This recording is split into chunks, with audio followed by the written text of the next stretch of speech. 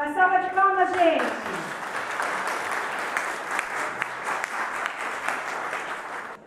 O homem, uma filosofia? Bem-vindo. Obrigado, Alessandra. Bom dia. Parabéns à Alessandra e à equipe dela, o Jefferson e todos que trabalham por mais uma vez. Isso aqui está muito bonito. A gente consegue enxergar e sentir toda essa energia que se organiza cada vez que esse evento acontece. E já está acontecendo há bastante tempo, então isso é muita força. Uma força masculina misturada com uma força feminina e uma força coletiva. Eu estou aqui no palco agora para falar um pouco de filosofia em função de 3 mulheres. Naturalmente, em função da minha mãe, que está aqui com a presença dela. Também em função da Letícia, minha esposa, que é terapeuta e está acostumada a estar nesse palco. E aí ela fez esse convite para mim poder estar no palco para falar um pouquinho de filosofia. E também a Alessandra, que com essa força feminina deu início a esse processo e está levando isso de uma maneira tão bonita. Eu conheço alguns rostos daqui porque também estou sempre presente acompanhando a Letícia, fazendo as gravações, preparando os materiais para ela e para outros colegas terapeutas também, que eu acabei entrando nesse campo das terapias. Então tem alguns colegas daqui, terapeutas, que eu também conheço, já trabalhei com alguns. A Sandra está lá em cima, o Delcino, que é o colega da Letícia, a Carol, o Zanck e outros que me deram a alegria de trabalhar com eles. E alguns terapeutas daqui também conheço, a Vivi está ali, o Taiguara também, terapeutas de Access e alguns demais que eu posso estar esquecendo. Bom, mas nesse momento aqui, a ideia é falar um pouco de filosofia e não exatamente para definir o que é o homem ou o que é o masculino, mas para fazer um convite para a gente pensar o que pode ser a ideia de homem e a ideia de masculino. Então eu preparei algumas ideias e espero que elas fiquem claras também para desmistificar uma ideia de que filosofia é complexa ou poucas pessoas podem fazer, ou a gente não entende nada quando aparece, ou tem que se esforçar muito para entender as ideias de quando aparece filosofia. Nós criamos rapidamente, quando a Alessandra me perguntou afinal qual era o título da palestra, nós criamos rapidamente esse nome. Ela precisava fazer o material, eu precisava dar um nome, então esse nome saiu em um segundo. Depois que esse nome saiu, eu me dei conta que eu teria que dar conta das palavras que estão aí. Então a ideia é que a gente... Botãozinho on, claro. A ideia é que a gente passe pelas 3 palavras. Eu só queria mencionar o trabalho muito bonito das meninas que fizeram aqui a constelação, porque além da minha mãe estar aqui, meu pai também está aqui. Então foram ditas aquelas palavras, né, de agradecimento ao pai, etc. E eu via meu pai pelo espelho. Então foi muito emocionante fazer isso com a presença do pai aqui. Então estão os dois ali, meu irmão também. O Ubuntu que a Alessandra mencionou, dessa filosofia africana, muito obrigado, Alessandra, por mencionar a filosofia africana em cima desse palco. Eu vou tentar só mencionar um pouco de filosofia latino-americana, nós também pensamos. O Brasil é formado por negros e índios, além de europeus. Negros e índios também pensam, e pensam muito, e podem nos dizer profundamente quem somos e o que fazemos. Então a filosofia Ubuntu, que é uma filosofia africana, ela tem a sua ideia principal eu sou porque nós somos. Eu sou porque nós, a minha família é. Sem minha família eu não estou aqui. E eu sou porque nós, comunidade humana, somos. Sem os outros não tem como eu estar aqui e ser quem eu sou. Bom, então, nesses minutos, 20 e poucos minutos que restam, vamos tentar passar pelos 3 itens aqui. E o primeiro, claro, é a filosofia. Os filósofos e as filósofas adoram fazer filosofia sobre filosofia. Afinal, o que é isso, a filosofia? Essa é uma das grandes perguntas da história da filosofia. Tem um detalhe aí filosófico, né? A pergunta não é o que é a filosofia, é o que é isso, a filosofia. Os issos, os esses, os essas coisas é com o que a filosofia se interessa. O que são essas coisas que estão aí? Eu, caixa de som, câmera fotográfica, óculos que está no nosso rosto, celular que eu uso tanto. O que é isso? E essa é a pergunta filosófica. O que é? A pergunta por que, ela não é exatamente filosófica. Mas a pergunta o que é? O que são essas coisas? O que é cada uma dessas coisas? Então, o que é filosofia? A primeira definição é a mais clássica e a mais básica do grego. Vamos aceitar que foram os gregos que inventaram a filosofia. É óbvio que já se pensava filosoficamente antes, mas agora vamos aceitar que foram eles. Philo, amor; Sophia, sabedoria. Filosofia é amor à sabedoria, mas é mais do que isso. Quem ama, quer. Se philo é amor, é querer, querer saber. Quem quer saber, quem procura saber, quem se interessa em saber das coisas, já começa a fazer filosofia. Vai ter uma maneira depois de saber disso. Vai ter uma maneira de fazer essa pergunta. Vai ter um lugar onde nós queremos chegar, que foi chamado desde antigamente, que é a metafísica para além da física. Então não é só exatamente o que eu estou enxergando com os olhos, mas o que está por trás do que eu estou enxergando. Filosofia é querer saber. Nasce do espanto. Se eu não me assustar com o mundo, se eu não ficar espantado com as coisas que acontecem, com as coisas que os meus sentidos são capazes de tocar, eu não vou conseguir fazer filosofia. Filosofia tem que desacomodar. Talvez seja por isso que, em vários momentos da história, a gente está acostumado a filosofia ser banida do mapa, porque ela incomoda. Eu tenho que me desacomodar, eu tenho que ficar curioso, eu tenho que ficar desacomodado, eu tenho que achar as coisas estranhas, eu tenho que querer saber por que isso está assim e não é de outro jeito. Então, o espanto, quando eu me espanto, eu pergunto, eu faço perguntas, mas as perguntas precisam ser filosóficas, não podem ser quaisquer perguntas. Jornalistas também perguntam, né? Por acaso é minha outra formação. Jornalistas perguntam, mas filósofos também perguntam. Filósofos e filósofas perguntam de outra maneira. Para a gente saber das coisas, a gente faz pesquisa e aí criam-se sistemas. A história da filosofia é uma história de sistemas. Os grandes filósofos e as grandes filósofas organizaram sistemas, escreveram livros enormes, organizando ideias sistematicamente. Mas isso é depois. O que nos interessa é o espanto e a pergunta. E coisas que filosofia não é. Filosofia não é ciência. A ciência nasce da filosofia, mas ela não é ciência.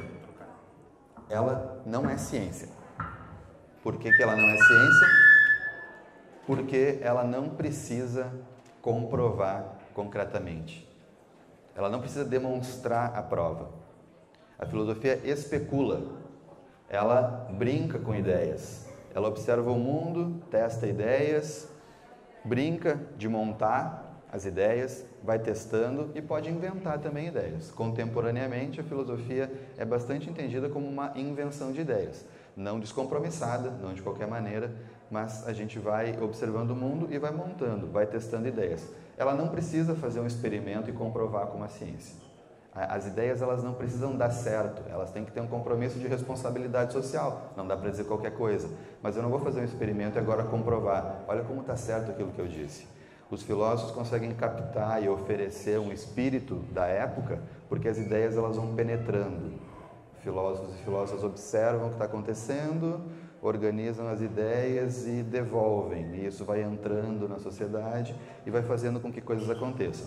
É por isso que grandes ideias e grandes sistemas foram organizando também a nossa vida e a nossa sociedade. Então, os filósofos especulam, por isso que a figura do filósofo ou da filósofa é a pessoa que está sentada pensando, né, com a mão no queixo. Parece que não está fazendo nada, mas várias coisas estão acontecendo e quando devolver aquilo que está pensando, muitas coisas vão acontecer no mundo. E aqui dois nomes, então, só para a gente situar. O Sócrates é conhecido por praticamente todo mundo, né? O cara que lá na Grécia não fazia mais nada além do que perguntar e fazer, especialmente os jovens, pensarem, e é por isso que ele foi condenado à morte.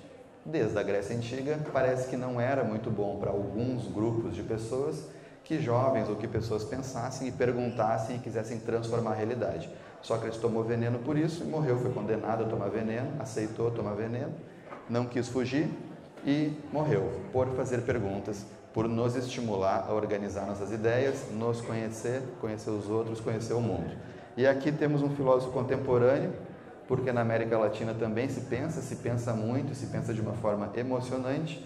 O Rodolfo Kusch é um argentino, era professor de estética, gostava muito de arte, foi demitido da universidade por motivos parecidos, começou a andar pela América Latina e descobriu, afinal de contas, quem somos nós latino-americanos. São textos muito bonitos, muito emocionantes. Em outro momento, talvez, a gente possa falar deles, ou do Cushi, especialmente, porque tem muito a ver com terapias. Aqui a parte mais difícil, então. Foi um desafio pensar o que é isso, o homem. Embora eu seja já há mais de 40 anos e conviva com muitos, e tenha lido algumas coisas, e etc., afinal de contas, o que é isso que eu sou? O que é isso que os outros homens são? Ali um cacuete nosso, né, ou dos filósofos e filósofas, afinal de contas, que palavras são essas que eu estou usando? E aí a gente vê rapidamente que a palavra homem, ela tem no mínimo 2 significados, e às vezes nós nos confundimos. Vai aparecer em seguida quando eu colocar algumas respostas de alguns alunos que eu trouxe aqui. Homem significa ser humano, e isso já diz muita coisa para nós. Nós usamos aquilo que denomina um gênero como aquilo que pode denominar todos nós. Algo de poderoso, algo talvez de desconsiderador do outro, já esteja nesse uso da palavra. Homem como ser humano inclui mulheres e homens. Por que não poderia ser mulher, né? Ou por que não poderia ser ou mulher? Juntando as palavras, por que será que nós decidimos e aceitamos usar a mesma palavra que designa o masculino para designar todos? Quando nós colocamos o ser humano no centro dos nossos interesses, nós estamos trabalhando com o antropocentrismo. Nós desconsideramos as outras formas de vida, desconsideramos a vida vegetal, a vida mineral, a outra vida animal, porque o homem está no centro de tudo. As consequências nós sabemos que é poluição, desmatamento e etc., porque o homem é o centro de tudo. Então nós desconsideramos as outras formas ou tudo mais que há. E quando nós colocamos o homem masculino no centro de tudo, aí nós estamos desconsiderando mais ainda, né? Porque é o homem gênero masculino que está no centro de tudo. E aí nós temos uma palavra parecida, mas é um pouquinho diferente. De antropocentrismo, nós vamos para androcentrismo. Andro significa homem. Por acaso, meu nome é André, né? O homem. Tudo que tem andro é o homem. Bom, de androcentrismo para pular para o machismo, não precisa fazer muito esforço. É só piscar. Bom, já que nós somos o centro de tudo, nós estamos liberados. Liberados para exercer, talvez com exagero, aquilo que possa ser nossa marca característica. Mas qual é a nossa marca característica? Antes de tentar chegar aqui nas características, vamos dar uma passada bem rápida aqui na história ocidental, europeia, das ideias. Temos 2 filósofos muito famosos e conhecidos. O primeiro é o Aristóteles, lá da época do Sócrates, na Grécia Antiga. E quando Aristóteles vai escrever de política, que é um dos seus livros mais importantes, a ideia de política não como política partidária, que faz a gente querer o pescoço um do outro, mas a ideia de política como organização do grupo. Política é só isso. Os políticos e as políticas se preocupam em organizar a polis, que é a cidade, ou a sociedade, ou o condomínio, ou o colégio, ou o trabalho, onde tem um grupo humano. Nós sempre estamos fazendo política, no sentido de organizar esse coletivo. Quando Aristóteles vai escrever sobre política lá na Grécia, a suposta democracia, democracia onde só homens brancos e com posses poderiam decidir, né? Ele diz, o homem é um animal político. Aqui a gente fica pensando já, é homem ser humano ou é homem masculino? Quem o Aristóteles está dizendo que é político por natureza? O Aristóteles está dizendo que essa coisa, homem, já nasce político, já nasce querendo, ou precisando, ou sabendo, ou se dispondo a organizar a sua comunidade. Mais de 1700 anos depois, no início da Idade Moderna, 1600, na Inglaterra, o Hobbes, também falando de política, porque nós amamos falar de política, no nascimento ali do capitalismo, estados nacionais na Europa, formação de países, o Hobbes vai dizer, o homem é o lobo do homem. O homem está sempre querendo passar por cima do outro, destruir o outro, na ideia de que o mundo é escassez, né? Já que não tem para todo mundo, eu preciso matar o outro, senão o outro vai tomar minha água, comer minha comida, morar na minha casa. Então, é sempre na ideia de escassez. O homem vai matar o outro para que o outro não pegue as coisas que ele precisaria pegar. mas também de novo na palavra. Que homem é esse? É o homem ser humano ou é o homem masculino? É bem provável, não temos como perguntar para eles, mas é bem provável que eles estejam falando de homem masculino. Basta nós vermos como as mulheres eram tratadas nessas duas épocas. Na Grécia Antiga, nem precisa falar, né? Na democracia grega, a mulher não tinha vez. Nem mulheres, nem estrangeiros, nem escravos, só homem branco e grego. Bom, e em 1600, mesmo na Europa, a mulher não tem papel muito diferente. Então, quando esses grandes filósofos estão usando a palavra homem, eles estão falando sim do gênero masculino. Qual é o problema ou qual é a consequência? Nós temos aqui um exemplar, um parâmetro masculino, um parâmetro desse aqui, homem, para aquilo. O parâmetro do ser humano é um homem. E aí a gente entende, um pouco aceitando essas ideias, que papel é esse, né? É parametral. Quando nós pensarmos em ser humano, estaremos pensando em homem masculino. Quando pensarmos em homem, estaremos pensando em homem específico. Bom, daí então a gente vai pensar as características. Que características são essas, dado isso? O ovo e a galinha da masculinidade é: quem vem primeiro, as características do homem que faz com que isso aconteça? Ou as coisas acontecem dessa maneira porque o homem é assim? Aqui, bom, quais são as características, né? Força, ímpeto, coragem, conquista, dominação, que pode descambar para a violência e muitas vezes descamba. Mas por que o homem seria assim? Ali tem uma pista, quando está escrito origem. Quando eu fui investigar isso na sala de aula, onde eu trabalho com adolescentes, eu quis que eles, já vai aparecer as perguntas, eu quis que eles definissem o que é homem e o que é masculinidade. E foi muito difícil. Porque essas crianças e esses adolescentes não conseguiam achar diferenças. Para eles, maioria ou totalidade, tudo que os homens podem, as mulheres também podem. Então eles tinham muitas dificuldades. Claro que eles diziam, né, que o homem pode ser mais forte, alguma coisa assim, mas no final das contas, para conseguir diferenciar, para eles e para elas, tudo que o homem pode, a mulher também podia. Nós tivemos que ir para a falta daí. Bom, se pode um gênero, porque não teve como fazer a definição sem a comparação, né? Definir o homem em si mesmo estava muito difícil, tinha que ser em comparação à mulher.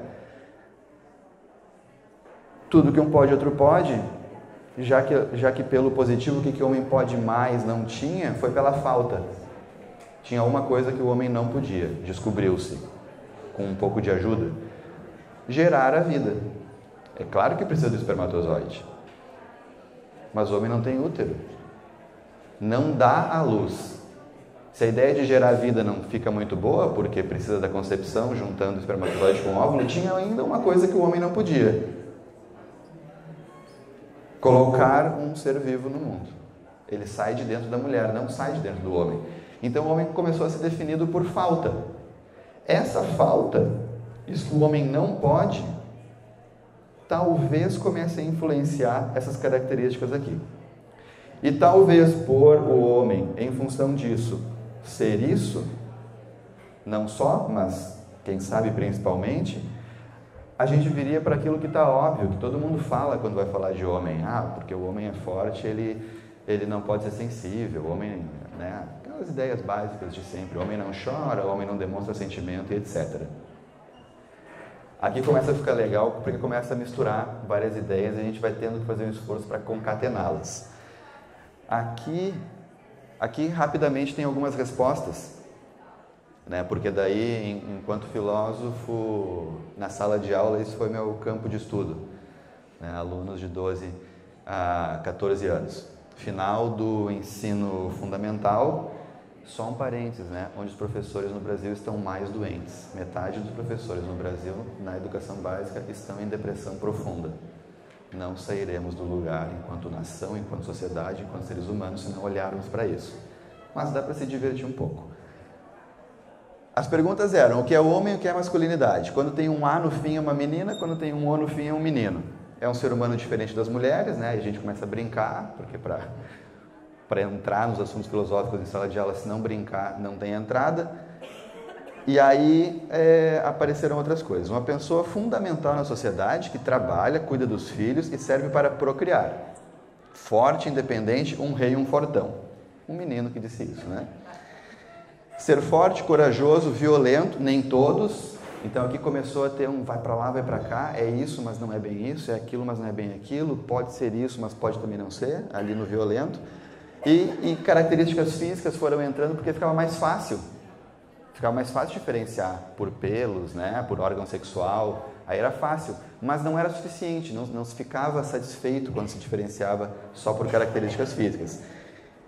Então, ter barba, e olha que interessante, né, serve para procriar e não pode procriar. Ali que as ideias começaram a aparecer. Não, pode procriar, pode fazer filho.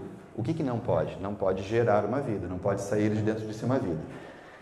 Ter coragem, emoção, responsabilidade, ser protetor, ter sentimento, ser carinhoso, amigo, leal, companheiro, cuidadoso e vaidoso. Isso foi a resposta de uma menina. A gente já vê aqui que tem um certo desejo que ela tem, né, enquanto menina, de talvez encontrar um homem assim, ou que os homens sejam assim.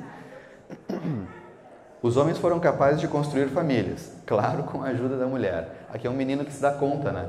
Ele estava falando, os homens são capazes disso, os homens foram capazes daquilo. Ele provavelmente estava falando enquanto ser humano, e quando ele chegou na hora de criar família, ele viu que o homem também é masculino e que sozinho ele não seria capaz de construir família, mas é uma visão bem de menino aqui. Não demonstrar sentimentos porque não quer demonstrar fragilidade, e masculinidade é uma coisa que a sociedade exige dos homens desde muito jovens. Outra menina está falando, ela se dá conta.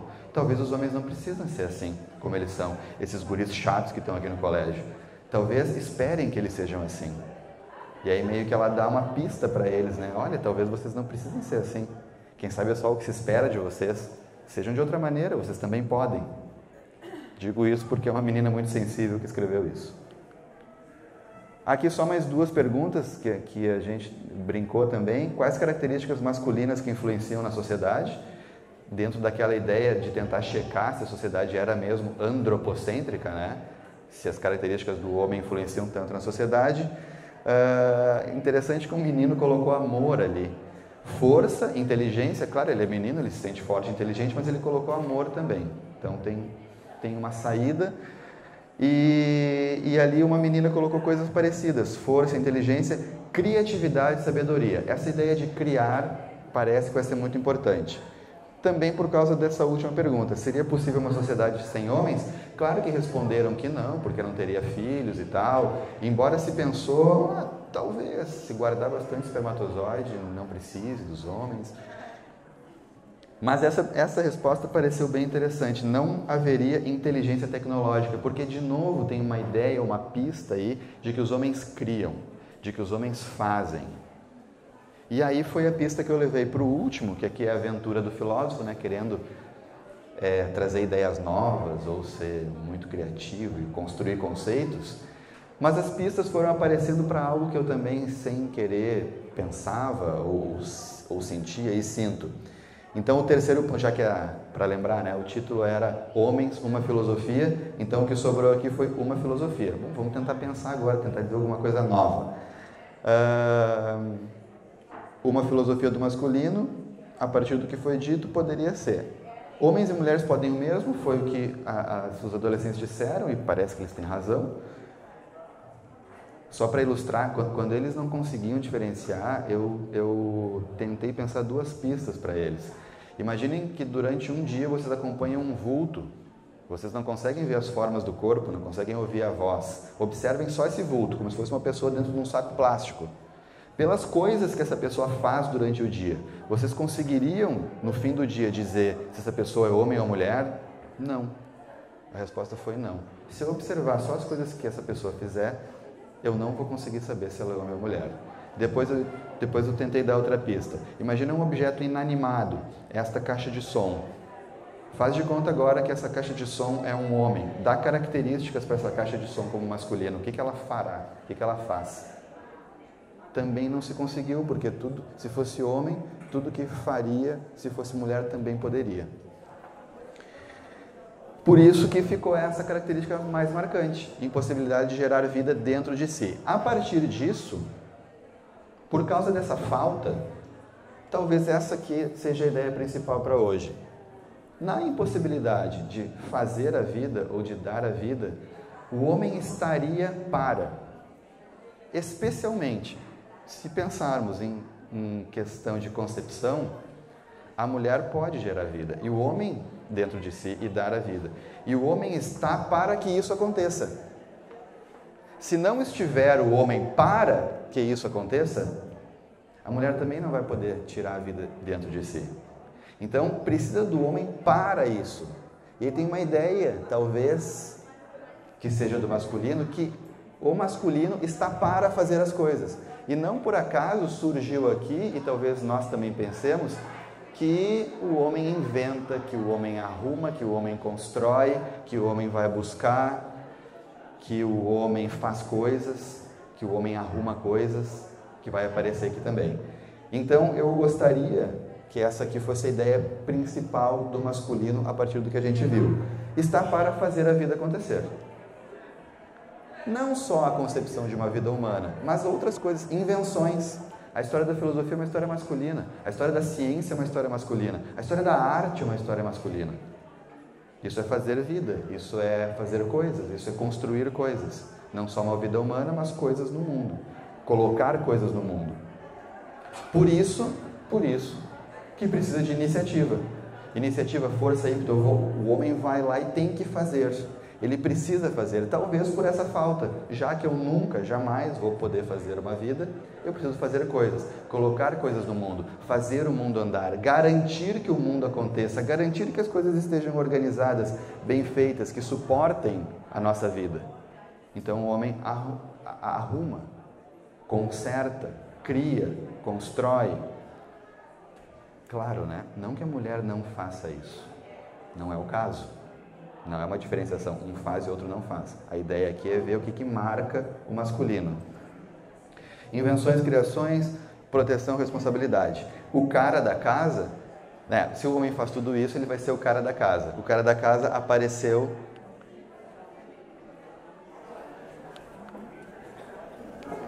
O cara da casa apareceu numa resposta de um menino. O homem, além de ser o sexo masculino, é aquele que faz acontecer. E a gente aqui perguntando, né, para os jovens, que a resposta é sempre curta. Tá, mas o que é fazer acontecer? O homem é o cara da casa, mas o que é ser o cara da casa? Além de trabalhar, comprar as coisas, alguns são machistas. Os meninos falaram muito em machismo, dizendo que é ruim, né? Fazer acontecer é o homem chegar em casa cansado de um dia cansativo e fazer comida, capinar o pátio, arrumar as coisas que algumas mulheres não sabem ou não conseguem. Ser o cara da casa é arrumar alguma coisa que estragou, ser bom pai ou ser marido. Tem uma ideia nesse menino de ação. Ele vai arrumar, ele vai trabalhar, ele vai garantir, ele vai suprir. E para isso não precisa ser machista, né? Como ele diz. E aqui aparece a resposta completa daquele trecho lá sobre a família. O homem foi evoluindo mais e mais. A gente nota que aqui ele começou falando de ser humano. O homem foi evoluindo mais e mais, foi ficando inteligente, capaz de desenvolver e criar coisas. A ideia de criação. Com a capacidade do pensamento. E os homens amadureceram e foram capazes de construir famílias.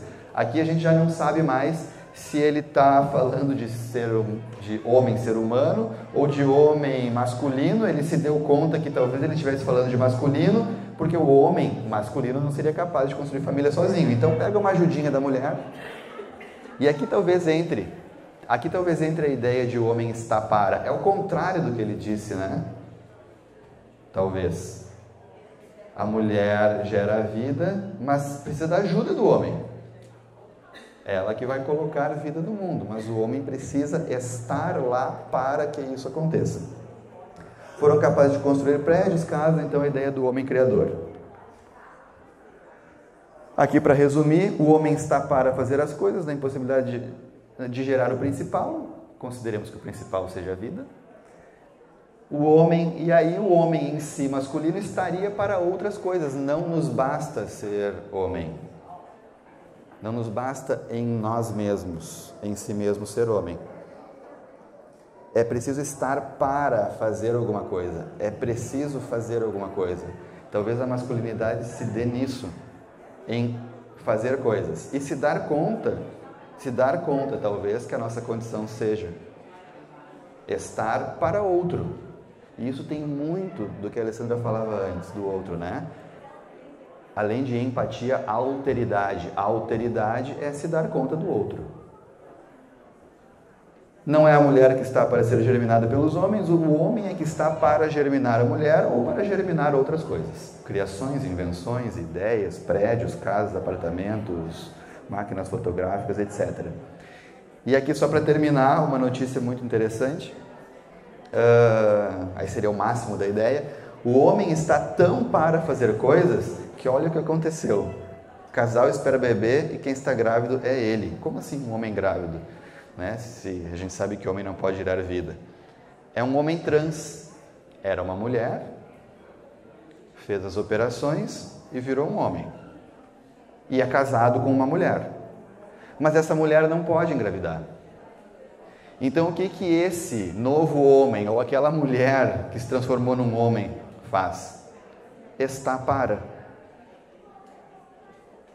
É uma mulher que se transformou em homem, adquiriu o espírito, a energia, características masculinas e está tão para que ele, enquanto homem, agora engravida. Isso seria o máximo da teoria, né? O masculino surge do homem, mas está para além do homem. Estar para. Estar para seria uma característica masculina.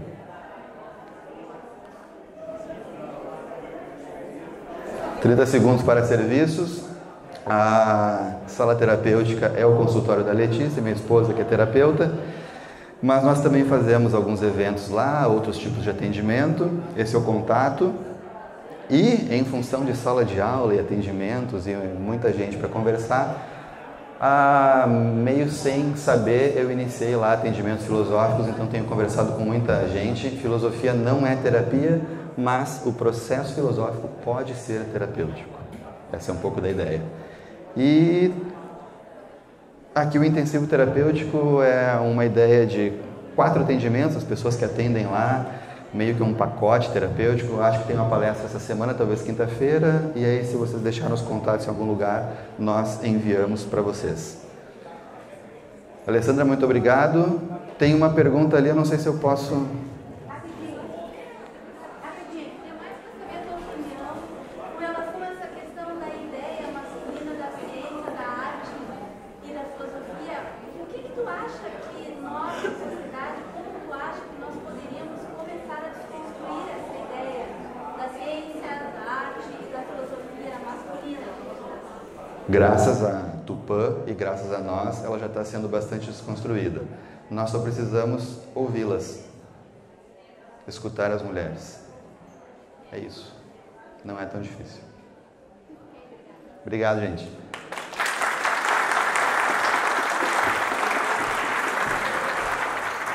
Que lindo! Que lindo!